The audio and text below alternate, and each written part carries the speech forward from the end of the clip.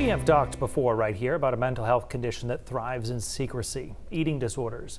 But now the disease is affecting more young people. News Center Maine's Ann Baldridge joins us with a look at some of the reasons for that and why there's such a struggle in our state to find treatment. Hi, Ann. Hi, Amanda and Brian. Since the pandemic started, cases of these deadly disorders have grown in numbers. A doctor with Maine Medical Center tells me he's getting around 4 new referrals each week. With school starting, he fears that number could go up. I spoke with a teen who is in recovery now. She says her eating disorder started during the pandemic.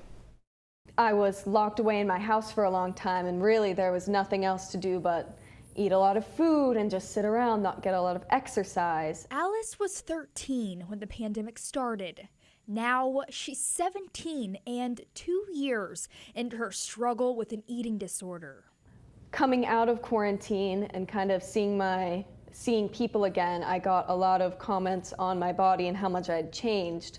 Alice went from 5'2" to 5'7" and weighed 150 pounds coming out of quarantine. She says she felt uncomfortable in her own skin. So every day I would wake up and I would weigh myself, and based on how much I weighed that morning, I would decide how many meals I would get to have. It got worse. She stopped eating altogether and she dropped to 115 pounds. After suffering alone for a year, she finally told her parents and started with Dr. Jonathan Fanberg at Maine Med on the road to recovery. Right now it's a 1 to 2 month wait for new patients. And that's critical in somebody who's lost 30 or 40 or 70 pounds in some cases. Dr. Fanberg says on average, patients with anorexia struggle anywhere from 3 to 12 months before they get help.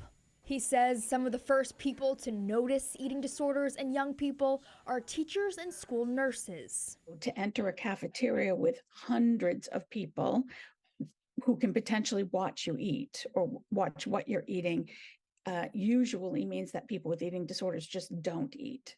Barb Parent, the school nurse at Hamden Academy, says if a student isn't eating, their performance in the classroom suffers. And they're not doing as well as they would normally do, either in their academics or in their sport, for instance. Pressure to perform in more ways than one.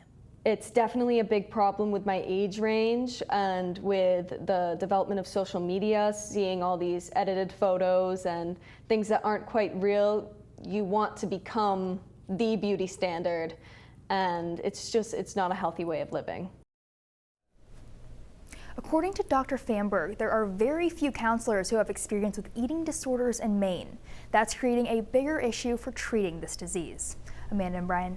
Ann, thank you so much.